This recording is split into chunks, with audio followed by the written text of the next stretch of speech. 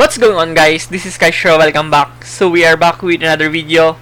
So in this video, we're going to cover OCG Metagame tier list, post ALIN or Alliance Insight, my prediction for the metagame that would shape after the release of ALIN tomorrow, Saturday, in the OCG region. So before we start our video, I'm just going to apologize with my quality of voice because I do have some kind of cold right now, and yeah, I think I just need to bear with my sore throat and also clogging nose.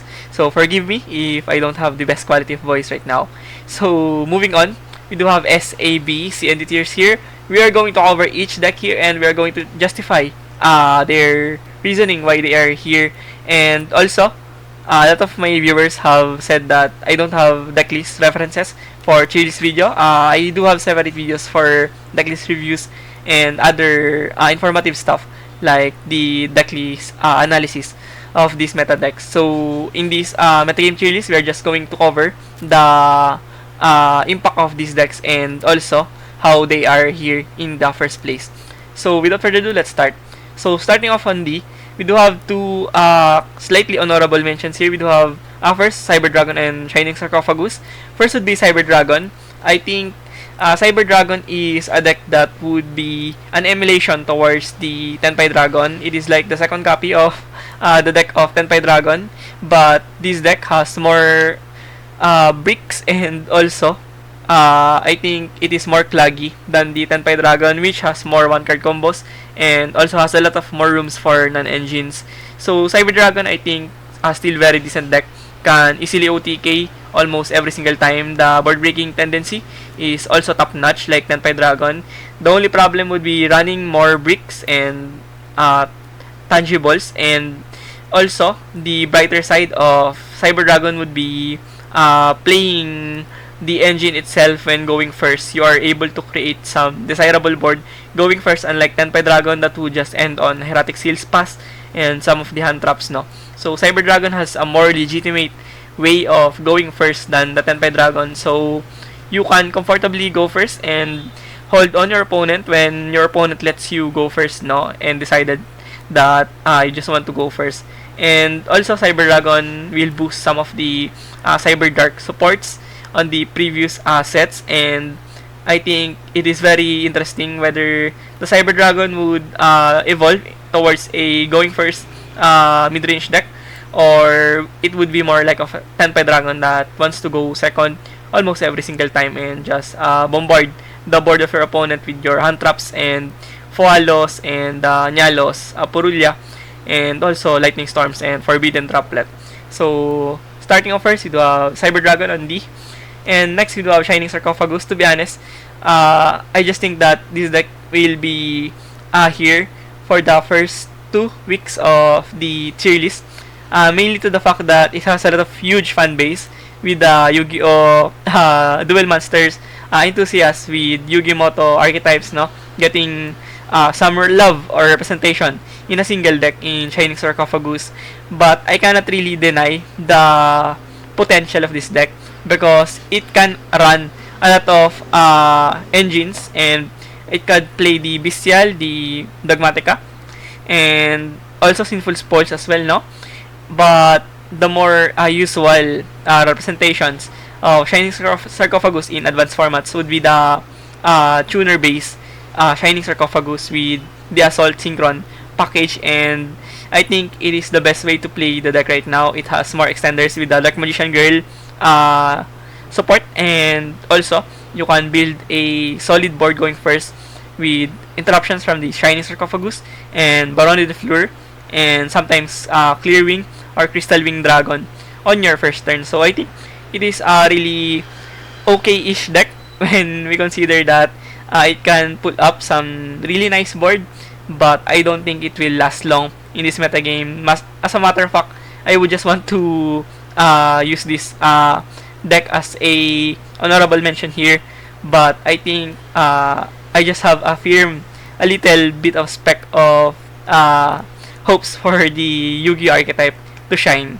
And moving on, next we do have Eldritch. I think Eldritch is still a deck that suffers from the same issues like before. Even though they have gotten more support, the fusion is phenomenal, and it can bring out the Golden Lord, and also you have a more better recursion with a new trap, and I think it solves some of the grind game issues of Eldritch, and also it could be more potent on dealing damage and also putting up some good respectable monsters on their board with the Mad Golden Lord, no? But the problem is still the same. It suffers very very bad going second. I think there's no way to make this deck better going second, so you could see a lot of people building the new Eldritch with the 3 sphere mode on the main deck just to have countermeasures on going second, and probably even playing evenly match on the main deck could be also a pivotal way to go second on this Eldritch. But all in all, I think we should not treat Eldritch as a balanced deck. It is a hard rock going first deck na able to set up floodgates, high power trap cards, and also a fair amount of grind game recursion from the deck. So I think Eldritch will do just fine here, sitting on floodgates, maybe trying out border pass, and also incorporating the new zombie support from the previous 2 sets of Suda and Rota. So I think it could be more in a spot that can be innovated by some of the more experienced Eldritch players. I do play Eldritch a lot, but I think I still haven't figured out what's the best course of action to do when the new support of Eldritch drops this coming Saturday. But yeah, let's just put the Golden Lord on D tier right now. Next would be Voiceless Voice. I think Voiceless is still a deck to be respected, even though it got nothing on the previous sets, and matter of fact, it is getting lower each tier list, each month that passes by. The Voiceless Voice loses traction on some of the most bigger regions in South Korea, Japan, China. It lost some major numbers from the past 2-3 months, mainly to the fact that other decks are much more explosive, much more cohesive, has a lot of extenders. So sometimes your Skull Guardian, Sauravis, and the trap card is not enough to stop them from playing the game. But on the brighter side, Voice is very consistent, very resilient on what it is doing, and linear as well. So a lot of people will go with comfort over anything else. So Voice would be one of the top candidates on that regard. No, very comfortable deck, very easy to use, and also very reliable as well. And moving on, next we do have Chrystron. So I think this deck will suffer with the shape of metagame moving forward. It will envelop a lot of hate towards the Chrystron, like Artifact Lancea and other stuff that could hurt the Chrystron. But I think all in all, Chrystron is still decent, and if your opponent doesn't know what you're doing, probably you're getting a lot of attention for that. And the Chrystron is really solid going first and able to set up Baron de Fleur, Dragite, and other really solid synchro monsters.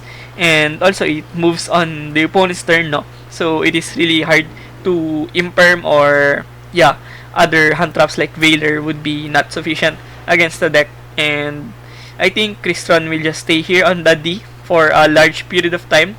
I think power creeping is bound to happen against this metagame, no? So it will inevitably go down towards the rogue deck. But I believe some of the most confident and skilled Chrystron players will not let it happen, especially in the major regions. They are very inclined on piloting the Chrystron on some of the biggest locals in Japan and South Korea. Next would be Labyrinth. So I think Labyrinth will be slightly better on this metagame, mainly to the fact that the format is combusted into a whole pie, no? So the moment that the format blows up like this, the top decks will be more stagnated on the top, and the Labyrinth can pretty much prepare their whole deck to beat the best decks out there. And also the trap lineup, floodgate lineup, and possibly hand trap lineup of Labyrinth can just be catered towards whatever the metagame brings on the table. And we have seen the revisions of Labyrinth, no? Before, they are playing the Labyrinth with a more trap-oriented control Labyrinth. And lately, we have seen incorporation of the furniture package once again on the main deck. A few furniture cards, and that's just that, no? But also, we have seen versions of Labyrinth with Nibiru on the main deck, Droll, and Bestials. So, yeah, it is a deck that can be catered towards the metagame and your local environment. So, I think it will elevate the status of Labyrinth on that department and be able to counter, serves as a anti-meta deck to beat those top-tiered, higher-ranked decks on this metagame. And moving on towards the C tier, Chimera Finsmith, I think this deck will be just here as a solid choice. I think most people are acquainted on beating the Malice, the Ryze, the Orcust, no? For example. And Chimera can just capitalize on that. A lot of people will just ignore the presence of Chimera Finsmith, and that's how Chimera Finsmith manages to top large events. Campus League Philippines, Chimera Finsmith has won top 4, and on the previous 3v3 tournament, Chimera Finsmith also has a place. And on the previous tournaments in Thailand, Taiwan, Singapore, Malaysia, and Indonesia, it has also some good showings. So yeah, it is just a stalemate deck probably. If you are very skilled on playing Chimera Finsmith, please don't stop.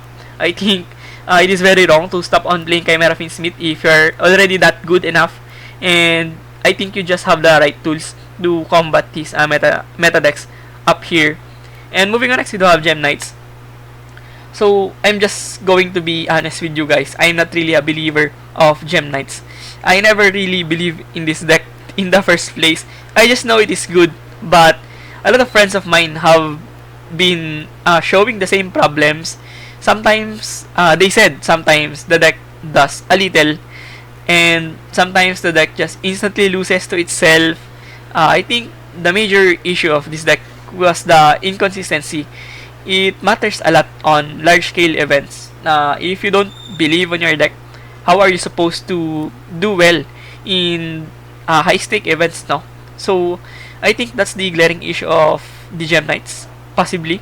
A lot of people are not still convinced on the deck, and they don't really know what the deck is capable of and how far can they go with Gem Knights.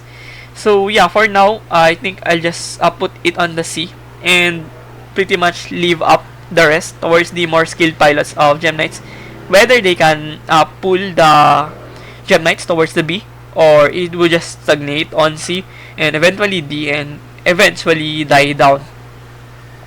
Next, moving on, we do have Mermail Atlantean. So Mermail Atlantean, very solid deck going first, and the recent trend of Genex package was also a revelation towards the deck, and a lot of people are picking up the deck right now, and they are trying to make the deck more explosive than ever at the expense of standardizing the extenders, the ratios of starters, and also finalizing the best scores of extra deck slots on your deck. And the problem would be, the more you try to extend the deck is the moment that you would lose a lot of hand trap slots, and also your side decking game would be much more difficult on game 2 to 3, no? So you would suffer on that regard. But all in all, I think this deck is still even getting better with the hands of top pilots in Asia. They are able to find the correct way to play the deck, and also making it more very explosive, and can play around very punishing hand traps like Troll, Nibiru. They can pretty much comfortably go against those type of hand traps without minuscule issues only. Moving on, next we do have Tenpai Dragon. So this deck will be just here to annoy a lot of people because it is getting a new support from ALIN. Indirect support, to be fair. It is not for the archetype of Tenpai Dragon, but it is a ridiculously strong going second board breaker, and they just need to banish cards from extra deck and hand and be able to blow out anything on the field. It doesn't matter what's on the field. If you draw that card and you don't have anti-spell fragrance on the side, I think it will just eventually destroy, annihilate your whole board setup. And Tenpai Dragon will just continue to be a going second pesky deck. And also, I think the Tenpai Dragon has a lot of tools to make it right for the deck. They do have the Nyalos. For example, Nyalos would be more suffice towards the new ALIN format, and also the Purulia and Follows are also a major thing to boost the going second prowess of Tenpai Dragon.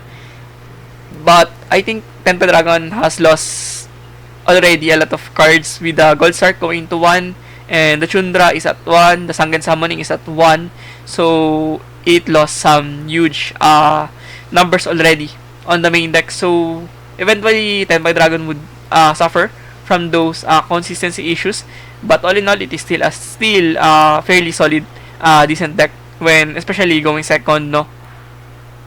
Next would be Live Twin. So Live Twin will get a new support from ALIN, and I think people underrate the impact of Link 1s on the Live Twin, and I think it would get the same treatment as Orcust. It just got a new Link 1 fodder, and it will make the deck more resilient and function in a more resilient way. So I think Live Twin, especially with Sprite or Finsmith, whether you would mix those engines on the deck, would perform quite decently. The mid-range aspect of Live Twin is also top-notch, and your draw power, your pop effects, and also the amount of hand traps that you could play on the Live Twin is also immeasurably good for a deck like Live Twin, which doesn't have a lot of 2-card combos. It is mostly 1-card combo, and you're able to do what you are good at by just drawing your 1-card starter. And also, you have solid going second on this Evil Twin. Basically, very easy to go second, and we do have seen the versions of Live Twin that can go second with Droplet and Lightning Storm, as for example, no, on the previous 3 weeks ago or 4 weeks ago. And I think Evil Twin will just be a standard CB tier deck on the metagame, and if you want to buy the deck, it is the right time, because the core is still cheap and it didn't move in price. But if the impact of the new support is massive, or at least solid, no, it will eventually go higher up in price. So get the deck while you still can, and while it is on a low price point. Next would be B, Dragonmaid. So it will get a new support as well, indirect support, with the Philia Regis Dragon Fusion, and it will make the Dragonmaid much more better, because it supplements the whole Dragonmaid as a whole. It is like a card that is tailored for Dragonmaid, and it will make the Dragonmaid mid-range potential, and also the grind game of Dragonmaid going to turn 3, 4, 5 will be much more better with the new card. And also Dragonmaid still has the one of the best 1-card combos in the game, and you're able to play Bestials as well on Dragonmaid, which is really solid for this metagame. You have a lot of targets on the graveyard, light and dark, and also you can play Dragonmaid with Tenpai Dragon engine. You can capitalize on Sangen Kaimen, going to the battle phase with Chundra and Pydra on your disposal, and just basically OTK the opponent using your three of the Bident and the Transcendric and the Trident Dragon, no? So I think it will still be a deck to respect on B tier this coming ALIN format. Next would be White Forest Azamina. So another deck that will slightly get some little boost, and the deck is already good enough, to be honest. It is still a really competent deck, even though it loses bad against Maxi, Voiceless, no, and even Purulia. It will be an understatement if this deck will not achieve with the barrage of supports that they have gotten all over the year already, and they have been the main storyline. So it is very expected that Konami will eventually make the deck one of the faces of the metagame, no? And with White Forest Azamina, you are able to bring out some of the most terrifying boards in this metagame. Bunch of Omni Negates from the Azamina, Baron the Fleur, and also can bring out Apollousa, Little Knight, no? So you have a lot of ways to just bombard your opponent with a lot of negates, and also you don't lose that much around the other stuff like Bestials, Lancea, no? The more Phantasmi. So yeah, you could pretty much play around against the most relevant hand traps. So I think the deck is in a very good spot this coming ALIN format. Next would be Memento. So Memento Atlan really solid deck for roughly a year already. They have been here on the B, and for some reason Konami don't want to address the Memento Atlan, so let's just go with that flow and put Memento Atlan on the B or sometimes A on some weeks, no? So overall, Memento Atlan players have gotten so much already from the deck. It survived 3 ban lists already in the OCG, and it doesn't stop from that. Memento Atlan is a comfort deck of most people, and if the format is wide open, very new, very fresh, a lot of people tend to go with their comfort deck. So I do expect people will return towards their Memento Atlan decks on their binder, and I just play the first 2-3 weeks of the new ALIN format with their Memento Atlan, trying to grasp what's going to happen, or what is good or what is bad on this metagame. So yeah, I think it is a very comfortable deck to play. And moving on, next we do have a new spec of meta deck in this new set of ALIN. We do have Regenesis, Azamina Bestial. So by the time that I have searched for the Regenesis, I have already seen a lot of Regenesis advanced format tournament results from Japan, South Korea in X or Twitter, no? So this deck has been getting some huge shouts on the testing circles of most players in Japan, especially in Japan. So Regenesis has been getting the treatment of Sinful Spoils, Adventure, other engine decks. No, it is just basically engine deck with more engines. The more engines you play, the more it gets better. I think it is very divided with Regenesis right now. The more popular build from the initial release of Regenesis spoilers would be the Bestial Azamina, but right now, on the past 2 weeks, I think people have been pivoting towards the Regenesis Dogmatica, which is more spacious and plays as a control type of deck. And yeah, you don't pretty much combo off on that kind of deck. You just need to rely on Nadir, dumping Garura, getting your Maximus, or sometimes Punishment, and you would just pile up Solemn Strikes, Solemn Judgment, even Torrential Tribute would matter here because you are floating. And the bigger reason to play this deck is it doesn't lose to popular hand traps. It survives almost every single hand trap in the game because it is floating, and a lot of people doesn't have the correct sideboard to cancel out the effectiveness of Regenesis cards. And when we put the engines into consideration, the Bestials can also do so much damage against this metagame. The Sauroniers, the Magnemute, and also Azamina will just be Azamina, pivoting Omni Negate board presence, and also enabling you to be more of a deck, no? Because Regenesis as a pure feels very incomplete. You just need to play Dogmatica or Bestial or Azamina or Sinful Spoils engine whatsoever. You just need to pile up those engines together to make this work. I think it will not work as a pure, as of now, no? It will not work as a pure Regenesis, but with those engines, I think it could do some good work in this new archetype of Regenesis. But I'm going to be completely honest with you guys. I don't think that Regenesis is that good. I just really base my inclusion of Regenesis on this tier list based on the hype that it is getting from the previous sets. I do think that the deck is good, but I don't really think that the deck is better than Memento Atlan or White Forest. But I just put the Regenesis because of the benefit of doubt.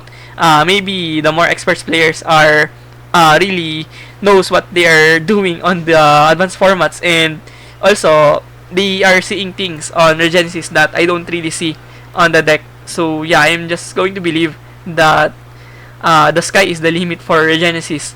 But for now, it would just be on B. And moving on next, we do have Orcust on the A. So Orcust, still really solid deck with Finsmith going around as a Mina builds. It could matter a lot on making Orcust much more explosive. But I really highly prefer the pure version because it offers Impulse, Forbidden Droplet, and Solemn Strike. Those three are really phenomenal on this metagame. One well-timed Impulse can end most of the decks here, and Solemn Strike just improves your going first capability, and Forbidden Droplet is just so massive for Orcust. You get to dump cards from your World Legacy, Orcust, and Nightmare cards, no? So you're able to destroy your opponent's board and nullify their negations while also gaining resources on the graveyard. So the pure Orcust is my bet on this metagame. Matter of fact, I am already investing on Orcust Core because I really believe in this deck. And the mid-range ability of Orcust is top-notch as well. I think Orcust has the more spacious main deck than the rest of these decks in this tier list. And Orcust as a whole is another deck that could be on S and A on a lot of weeks. It is proven that Orcust can be the top deck on the meta from the previous Road of the King results or metagame analysis, no? So we cannot really doubt the Orcust right now. The only problem would be the Bestials, the Lanceas, the Chaos Hunters are targeted towards the Malice, and you would suffer the same cost as the Malice because you both lose to those cards. Next would be BE Primate. So basically you didn't get anything, no? Unless you are going freakish, incorporating some of the Dragon Rulers on this deck, but I don't really see it happening. To be completely honest with you guys, I don't really want to see Dragon Ruler here on Blue Eyes Primate. I think it is just a waste of space on the main deck. But yeah, Blue Eyes Primate didn't get anything and didn't lose anything as well. So it will continue to just be good on this metagame, sitting beneath the top 3, probably 3rd, 4th best deck on most occasions, no? So yeah, I would just firmly believe that this deck will be able to hold on until the Worlds format, I believe, this coming April. I think it will be a massive deck in Worlds because Konami just loves Blue Eyes. We cannot really deny that Blue Eyes has been one of the most loved archetypes by the community. So yeah, I think it will not get some major hits on the upcoming ban list. Next would be Ryze. So Ryze is just more better with the new support, more extender, and also a new trap card as well. Not too shabby, no?